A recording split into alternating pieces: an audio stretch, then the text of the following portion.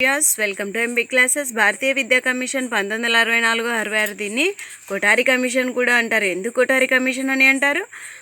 ఎవరి అధ్యక్షతన భారతీయ విద్యా కమిషన్ ఏర్పాటు చేయడం జరిగింది? దౌలత్ సింగ్ కొఠారి. సో దౌలత్ సింగ్ కొఠారి అధ్యక్షతన భారతీయ విద్యా కమిషన్ ఏర్పాటు చేయడం వల్ల మనము కొఠారి కమిషన్ అని పిలవడం జరిగింది. ఉద్దేశం ఏంటి? కొఠారి కమిషన్ యొక్క ఉద్దేశం ప్రాథమిక విద్యలో సంస్కరణలు తీసుకొని రావడం అన్నమాట. ప్రాథమిక విద్యలో సంస్కరణలు తీసుకొని రావడం.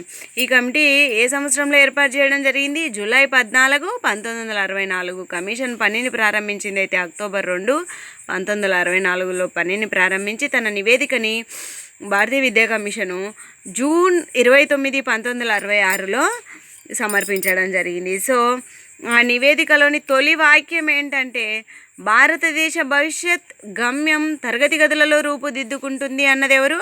కొఠారి కమిషన్. నివేదిక పేరేంటి? తను సమర్పించిన నివేదిక పేరు విద్యా దేశ అభివృద్ధి, ఎడ్యుకేషన్ అండ్ నేషనల్ డెవలప్మెంట్ అన్నమాట.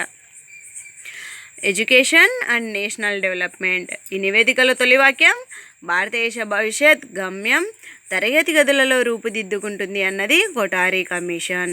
చూడండి, కొఠారి కమిషన్లో మొత్తము 19 అధ్యాయాలు 3 భాగాలు కలవు. మొత్తం 19 అధ్యాయాలు కలవు. ఈ 19 అధ్యాయాలు 3 భాగాలు కలవు అన్నమాట.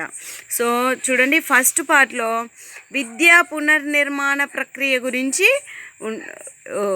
ఉంటుందన్నమాట. సెకండ్ పార్ట్లో అయితే పాఠ్య ప్రణాళిక బోధనాభ్యసన ప్రక్రియల మూల్యాంకనం గురించి వివరించడం జరిగింది.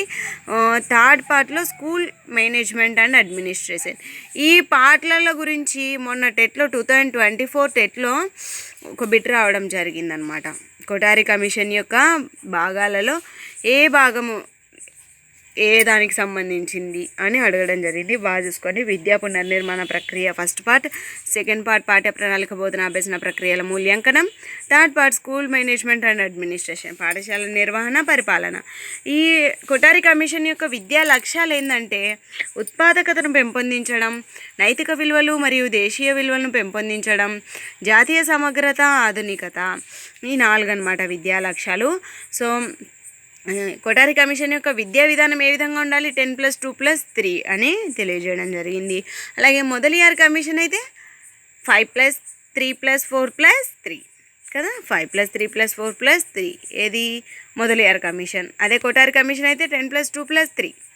సామాన్య పాఠశాల స్థాపన.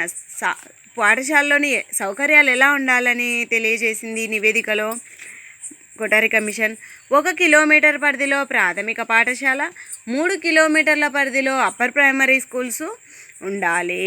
ఉచిత పాఠ్య పుస్తకాల పంపిణీ ఏర్పాటు చేయాలి. మధ్యాహ్న భోజన పథకాన్ని ఏర్పాటు చేయాలి. ప్రతిభ గల పిల్లలకు స్కాలర్షిప్స్, బాలికలకు వసతి గృహాల ఏర్పాట్లు, పేద విద్యార్థులకు పుస్తక బ్యాంకులు. ఇవన్నీ ఎవరు చెప్పారు? Kothari commission. So Kothari commission భాష గురించి ఏం తెలియజేయడం జరిగింది మనకు? మాతృభాష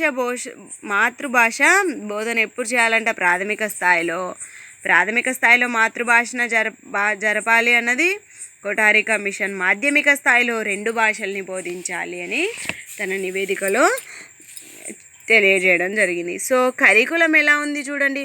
గణిత శాస్త్ర, విజ్ఞాన శాస్త్రాల బోధనకు ప్రాధాన్యతనివ్వాలి. పాఠ్య ప్రణాళిక బోధనా పద్ధతులు మూల్యాంకనంను ఆధునీకరించడం, పని అనుభవం ప్రవేశపెట్టడం, సమగ్ర మూల్యాంకనాన్ని నిర్వహించాలి. ఈ 4 కరికులం సంబంధించి. సో ఉపాధ్యాయ విద్యా సంస్థలు 230 రోజులు పని చేయాలి. ఉపాధ్యాయ విద్యా సంస్థలు 230 రోజులు పని చేయాలి. ఉపాధ్యాయుల వేతనాలు పెంచాలి. 150 నుంచి 1600కు పెంచాలి అని ఆ టైంలో అన్నమాట.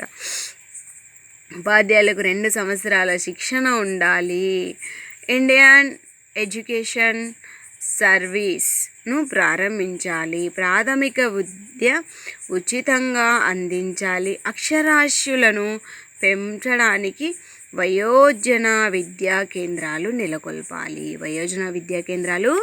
నెలకొల్పాలి. అక్షరాస్యతరం. ఇవన్నీ రిపీట్గా 1కి 2 సార్లు వినడమో లేదో రాసుకోండి. మీకు తప్పకుండా 1 బిట్ కొఠారి కమిషన్ నుంచి కానీ మొదలియార్ కమిషన్ నుంచి కానీ కంపల్సరీ ఒక బిట్ వస్తుంది. టెట్ ఆర్ డిఎస్సి తెలంగాణ వారికి అలాగే ఏపీ ప్రజలకి విద్యార్థులందరికీ ఒకటే సిలబస్ ఉంటుంది, perspective in education. Thank you for watching.